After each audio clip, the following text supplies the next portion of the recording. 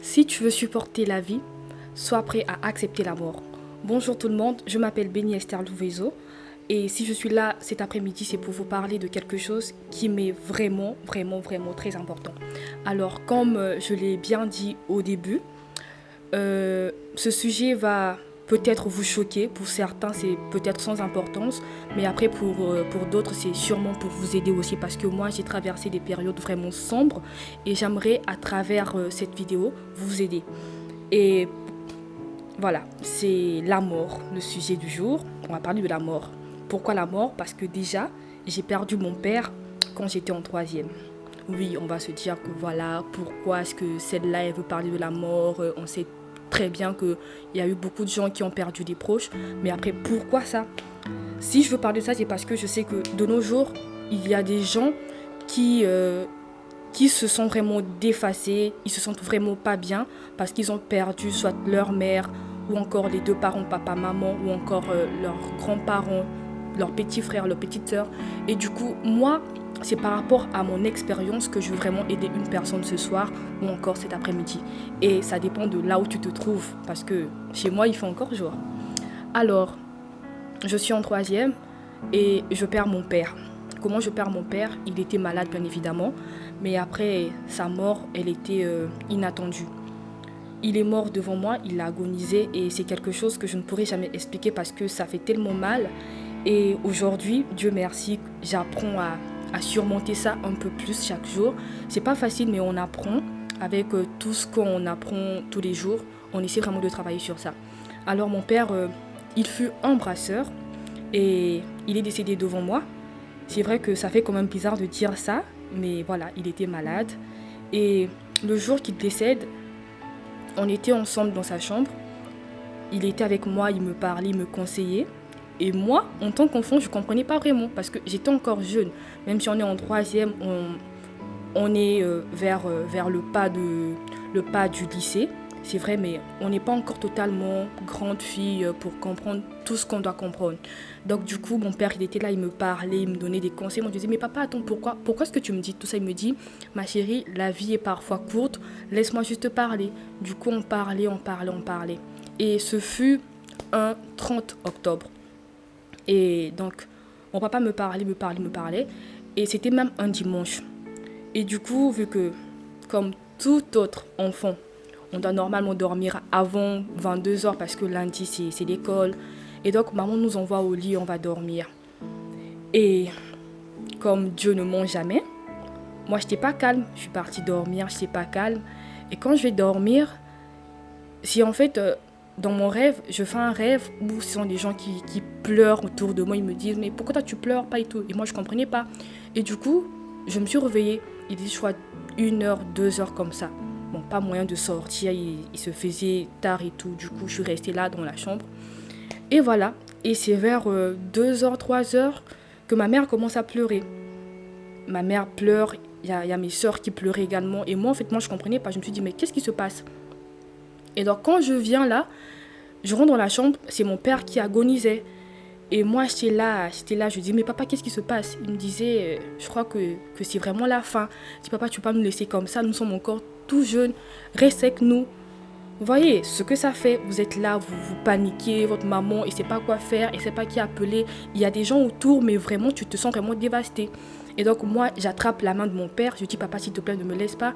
Regarde-nous, nous sommes encore tout jeunes et tout. Il me dit, ma chérie, c'est déjà mon heure, du coup, soyez forts, je serai toujours là pour vous. Et cette phrase-là m'a toujours traversé l'esprit jusqu'aujourd'hui. Et du coup, je suis restée là, je regardais mon père agoniser et j'ai toujours serré sa main jusqu'à ce qu'il lâche et qu'il parte. Et finalement, mon père est décédé et j'étais là, j'étais vraiment émue et tout. En fait, je ne comprenais pas. Je ne savais pas s'il fallait pleurer ou encore tomber. Du coup, je suis restée là et les gens pleuraient autour de moi. Je me suis dit, d'accord, papa est décédé, ok. Je suis restée là. Les gens sont arrivés, comme chez nous les Africains, il faut voir tout le monde à la maison et tout. On ferme la porte, des trucs comme ça, la tradition et tout. Et c'est vers 6 heures que vraiment j'ai senti que oui, mon père est décédé. J'ai commencé à pleurer. Et quand je commence à pleurer, j'étais vraiment incontrôlable. Je pleurais Vraiment, je pleurais partout. Je viens là, je tombe. Vraiment, j'étais vraiment pas bien. Et donc, c'est ma tante maternelle qui vient me prendre et me console et tout, et tout, et tout. Bon, ça, c'était juste pour vous raconter un tout petit peu la base du décès de mon père.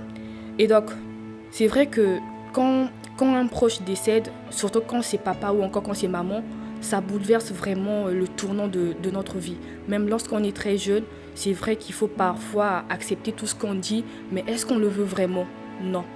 Tel que moi, j'ai été obligée de quitter là où j'étais, là où j'ai pratiquement, là où je suis née d'ailleurs. Et donc, il fallait partir après la veille de papa. Nous sommes partis. Et lorsque nous sommes partis, c'est vrai que c'était pas vraiment facile, s'adapter, voir de nouvelles faces. C'est vrai qu'on se connaît, oui, c'est la famille, oui, mais après, est-ce que c'est vraiment le même mood, comme on dit? Du coup, tout avait vraiment changé. Et donc, moi, j'étais maintenant très dure. Et mon côté dur, j'avais vraiment un fort caractère. Quand on me parle, je me mets à me lamenter, je boude et tout. Et vraiment, je me sentais pas vraiment à l'aise. Je me disais, si seulement mon père était là, c'est comme fréquemment, bon, chez nous, pratiquement chez les Africains, quand quelqu'un décède, surtout quand c'est papa ou encore quand c'est maman, et lorsque quelqu'un te parle, tu dis, ah, si seulement mon père était encore vivant, ah, si maman était encore vivante. Du coup, ça fait mal et tu te mets à pleurer. Du coup, ma vie se résumait aux pleurs et voilà, j'étais là, je pleurais à tout moment. Et du coup, c'est même en troisième que j'ai commencé à écrire. J'ai commencé à écrire parce qu'à tout moment, je me sentais maintenant très seule. Je me disais, si seulement mon père était encore là, j'allais peut-être pas être là où je suis là et tout. Et du coup, c'est parti comme ça. Et au fait, il y a un truc très important. Il faudrait savoir que lorsque un proche décède, on ne doit pas en fait prendre ça du mauvais côté. Parce que c'est comme on dit, il y a toujours une autre surprise après. Moi, quand j'ai perdu mon papa, c'est vrai que rien, en fait, plus rien ne me plaisait. C'était maintenant différent avec la famille surtout. En fait, tu rentres, si tu veux, tu parles pas, si tu veux, tu parles. En fait, tout dépend maintenant de toi, en fait. Et ça en fait, ça cassait vraiment l'ambiance avec les autres membres de la famille. Et du coup, voilà, après ma troisième, j'ai passé mon brevet, je l'ai eu. Et après, c'est ma classe de seconde qui suit. C'était pas vraiment facile et tout. Et vraiment, je vous assure que j'ai passé des années vraiment horribles. Bon, pas totalement horribles, mais j'avais vraiment ce vide-là en moi. Je me disais, si seulement mon père était là pour me voir en train de grandir et tout, ça allait vraiment me faire plaisir. Mais aujourd'hui, je suis orpheline et à tout moment, je pleurais, je me lamentais. Ça me faisait vraiment mal. Et un jour, ma maman me dit, pourquoi à chaque fois que moi je te parle ou encore que moi je te blâme, tu dis toujours, ah papa. Et maman, en fait, elle se sentait vraiment blessée et tout. Et moi, je lui répondais, c'est normal, toi, tu as encore tes parents. Et maman, en fait, elle se sentait blessée. Et un jour, je me rappelle, c'était en première. C'était en première et il y avait les membres de l'administration qui étaient venus en classe pour histoire de voir qui est orphelin, qui n'a pas ses deux parents, qui n'a qu'un seul parent et tout. Et du coup, moi, j'étais là, j'étais assise, j'observais. Et lorsqu'on me passe la feuille pour mettre mon nom, je tremblais. Je me disais, Seigneur, je veux vraiment faire ça. Et c'est tout le monde qui saura que voilà, que Esther, elle n'a plus son papa. Ça m'avait vraiment brisé. Et du coup, voilà, j'ai commencé à écrire mon nom et j'ai commencé à pleurer. Et quand je pleurais, on faisait cours d'espagnol. Et c'est mon prof qui remarque que, voilà, que moi, j'étais triste. Mon prof m'appelle, il me demande, mais qu'est-ce qui se passe? Il dit, monsieur, en tout cas, j'arrive pas à faire cours, je dois rentrer chez moi. Le prof me dit, si tu as un problème, on peut en parler. Je dis, monsieur, non, je peux pas parler. Vraiment, je me sens pas bien. Et le prof a vraiment insisté. Et ce prof-là, jusqu'à aujourd'hui, on a toujours gardé contact. Et du coup, le prof me parle, il me dit, je sais que c'est peut-être pas facile pour toi, mais si tu te sens pas bien, soit tu rentres, soit tu me parles. Considère-moi comme ton frère. Et finalement, j'ai cédé. J'ai parlé avec mon professeur, il me fait comprendre que lui également, il est orphelin et il me comprend d'une certaine manière parce qu'il sait ce que ça fait d'être orphelin. Et on a essayé de discuter et tout. Finalement, j'ai fait cours d'espagnol. Et quand j'ai fait cours d'espagnol, je me sentais toujours mal. D'autres parlaient de leur papa. Moi, mon papa, il fait ça, ma maman fait ci et tout et tout et tout. Et moi, dans mon cœur, je me disais, ah, si seulement j'avais encore mon père. Ah. Et du coup, c'était maintenant comme en fait, quelque chose qui me hantait. À chaque fois qu'il fallait faire quelque chose, je me disais, si seulement mon père était là. Et du coup, ça devenait vraiment un problème pour moi. Et à cause de la mort de mon père, j'ai vraiment adopté des comportements pas bien. J'ai maintenant dur de caractère, je voulais plus sentir des gens. Lorsqu'on me parle, je calcule pas vraiment la personne, je me dis de toutes les façons, toi tu as ton père, moi j'ai pas mon père, donc tu fais ta vie, je fais ma vie. Genre des choses comme ça. Et c'est aussi à cause de ça que j'ai toujours eu une réserve avec des amis. J'ai pas vraiment des amis à la base, mais après voilà, mon monde il est un peu réduit. Mais cela ne fait pas de moi une personne vraiment calme et tout. J'ai des amis, oui, mais après, une petite quantité et tout. Mais là n'est pas vraiment la question. Et du coup, un jour, c'était en terminale. Bon, on va un peu plus vite. C'était en terminale. En terminale, j'avais des amis. Mes amis étaient plutôt cool avec moi. Les amis de la première, bien sûr. Et du coup, une fois, une amie me fait une confidence. Elle me dit que tu sais que toi, tu n'es pas seule. Moi aussi, je n'ai pas mes parents. D'ailleurs, je n'ai pas mes deux parents. Ça m'avait vraiment brisée. Je me suis dit, wow, finalement, elle, son cas, il est encore plus pire que le mien, en fait. Parce que moi, j'ai au moins ma maman, mais elle n'a personne. Du coup, je me suis dit, mais pourquoi à chaque fois me lamenter alors que moi, j'ai encore la chance d'avoir ma maman? Pourquoi pas juste faire de ça, voilà, un problème, oui, mais après, essayer en fait de profiter de la vie. Parce que c'est vrai, comme on dit... la mort n'arrête pas l'amour. Je peux toujours aimer mon père d'où il est. D'autant plus que je sais que voilà, il veille sur nous, sur moi et mes frères et tout. Pourquoi toujours me lamenter? Du coup, j'ai commencé vraiment à changer mes habitudes. Et une fois, j'ai demandé à maman de me parler un peu. Elle m'a dit, tu veux que je te parle de quoi? J'ai dit, et puis moi je dis, maman, en tout cas de tout ce que tu veux. Elle me dit, tu veux vraiment parler de quoi? J'ai dit, maman, dis-moi un peu. Pour toi, comment est-ce qu'une personne doit vraiment se comporter quand cette personne perd une personne? Elle me dit, ça dépend. Mais quand tu sais que la personne vit toujours en toi, c'est pas en fait important de nier les autres ou encore de changer ta façon d'être avec les autres. Tant que la personne vit en toi, tant que tu sais que tu as eu à passer des bons moments avec cette personne, tu dois en fait profiter de la vie et toujours rendre grâce à Dieu. Du coup, je me suis dit d'accord. Et du coup, je suis partie. Et quand je suis partie, et c'est justement aussi en terminale que voilà, j'ai vraiment commencé à connaître Dieu. Et du coup, à l'église, on disait tout le temps de toujours prier pour ceux qui nous ont quittés, des choses comme ça. Et vraiment, l'église m'a vraiment appris. Et c'est en terminale finalement que j'ai appris à vraiment m'y faire, à me contrôler, à ne plus pleurer parce que je pleurais à tout moment pour un rien. Quand je reste là, je pleure à cause de la mort de mon père.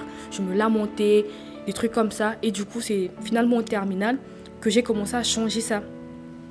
Et même si parfois, c'est vrai, ça c'est vraiment vrai, ça fait très mal. Ça fait très mal, je sais de quoi je parle. Ça fait très mal de perdre quelqu'un. Surtout quand la personne a été une personne vraiment comme moi. Par exemple, mon père, il fut un ami pour moi. Il était mon confident, on se disait toujours tout. Il me cachait même quand je faisais des bêtises. C'était vraiment un meilleur ami. Et donc quand tu perds quelqu'un de très proche, ça fait très mal, oui, mais un conseil, ne faites pas de ça un blocage. Parce que plus tu considères la mort de cette personne-là comme acquis pour toi, cela en fait te bloque à tout moment. Et donc moi je me dis que si il faut juste faire ça, on ne va pas avancer. C'est mieux de prier pour la personne, c'est mieux de continuer à penser à la personne et de ne pas faire de ça un problème. Parce que plus tu vas te lamenter, plus tu vas garder des souvenirs. C'est vrai, il faut garder les souvenirs parce que ça fait toujours du bien. Mais c'est pas bien aussi parce que d'un côté, tu te rends pas service. Parce que tel que moi j'ai beaucoup appris parce que j'ai perdu beaucoup de choses. J'ai perdu beaucoup de choses en troisième, en seconde, ainsi qu'en première. Donc moi, c'est vraiment en terminale que j'ai appris beaucoup de choses. Et aujourd'hui, je suis vraiment fière parce que j'ai beaucoup travaillé sur ce côté-là. Parce que limite, je ne pouvais même pas parler de la mort de mon père. Dès qu'on parle de mon père, je me mets à pleurer, je ne supportais pas. Et donc aujourd'hui, je me sens vraiment grande et fière parce que aujourd'hui, je me tiens là devant vous. Je vous explique ce problème qui était pour moi vraiment, pour ne pas dire un tic, mais c'était vraiment un problème pas bien. Ça me rendait toujours triste et cela fait de moi une personne vraiment dure. Et je vous assure que si réellement vous aimez la personne qui vous a quitté, il est préférable de ne pas faire de ça un problème personnel, mais de plutôt rendre ça aussi entre les mains du Seigneur. Parce que tout ce que Dieu fait est bon, ne l'oublions pas. Donc c'était un peu ça. Merci pour votre temps et on se revoit prochainement.